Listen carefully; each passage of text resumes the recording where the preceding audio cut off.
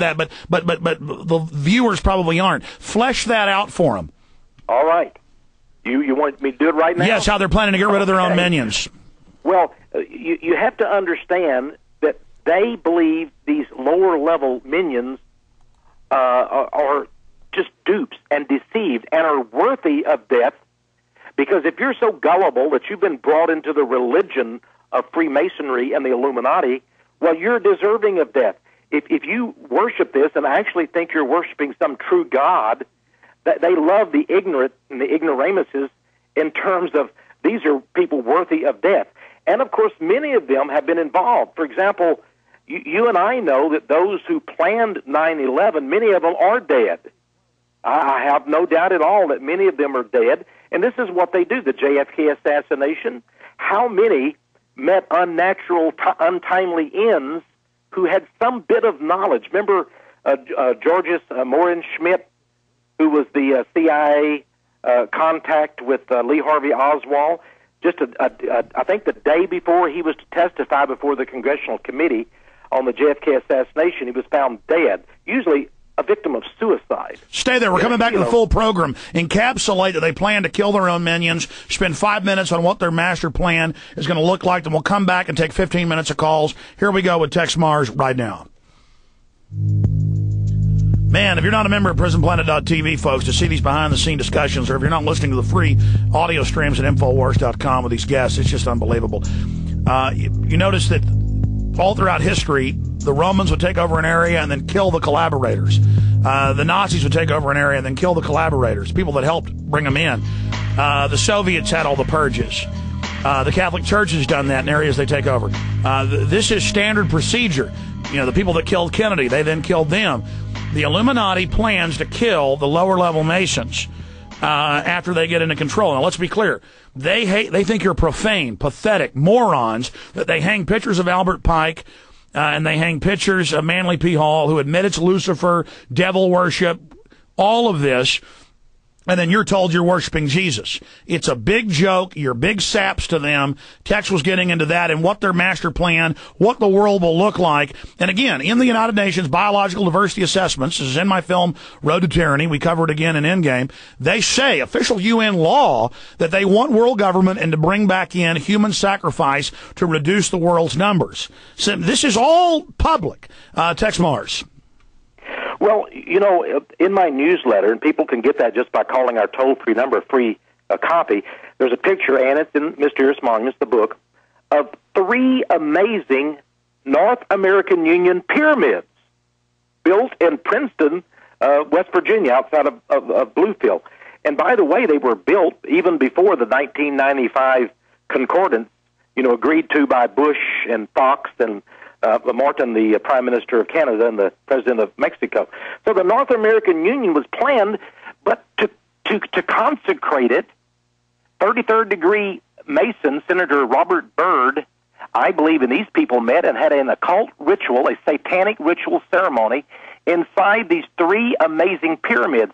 Who would have ever thought? And by the way, in front of those pyramids, and they were built by the U.S. Transportation Department with taxpayer dollars, are the flags of Mexico, Canada, and the United States in West Virginia. The amazing North American Union pyramids with flags of the 3 countries. Then we have the Mooney Gardens with all sorts of occult stuff down in Galveston. Oh, yes. These pyramids are going up everywhere. But maybe if we really want to see what the ultimate is, on pages 434 through 437 of the book, Alex, I talk about the pyramid mysteries of the atomic bomb. You must say, what does that got to do with anything? Well, you were talking earlier in your program, and this is very vital. Get this in your mind.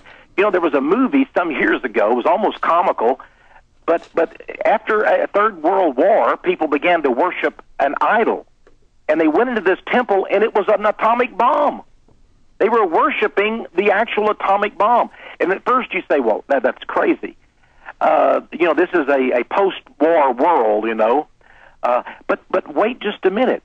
Maybe it's not so crazy after all, because I disclosed the pyramid mysteries. If you visit New Mexico near Alamogordo, they have a monument built near where the first atomic bomb was unleashed. during the Manhattan Project. And guess what form it's in? A pyramid, a rock pyramid. Now, J. Robert Oppenheimer is called the father of the atomic bomb. He was head of the Manhattan Project. Turns out he was a communist spy.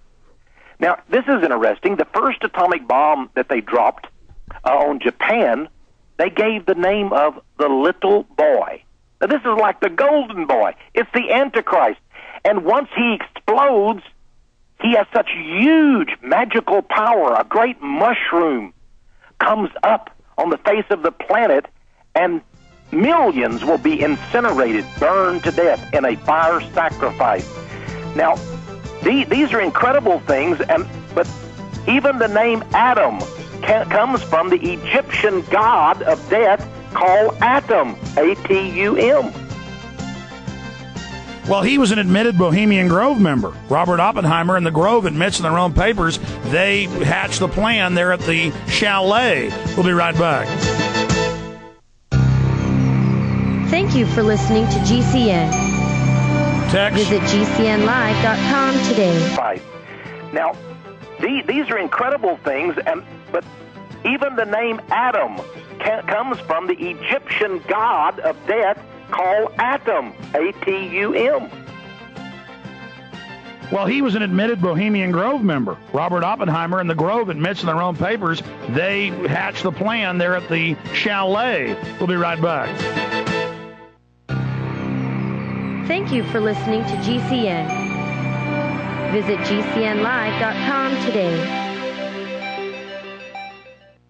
Terror Storm, a history of government-sponsored terror. Loose Change Final Cut. Endgame, Blueprint for Global Enslavement. The True Story of the Bilderberg Group. The Late Great USA. America, Freedom to Fascism. These are just a few of the hundreds of powerful documentary films and books available at truthnews.us and prisonplanet.com. When you visit prisonplanet.com, you can connect to our amazing online store. Whether you're looking for survival and wellness products like Berkey water filters, or you would like a book on the history of the Federal Reserve, we've got the most well-researched and documented titles, all available at prisonplanet.com. Or if you'd like, you can give the InfoWars store a call at 888-253-3139. Or you can view more than 1,000 titles in super high quality right now at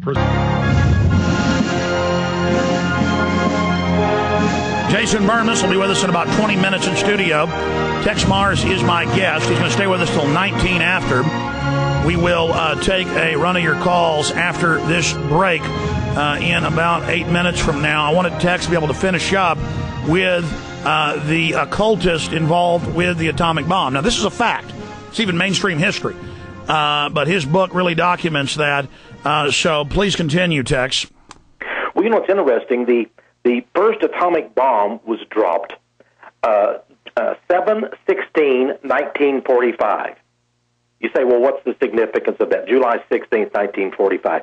Add the numbers 7/16/1945. You come up with the number 33.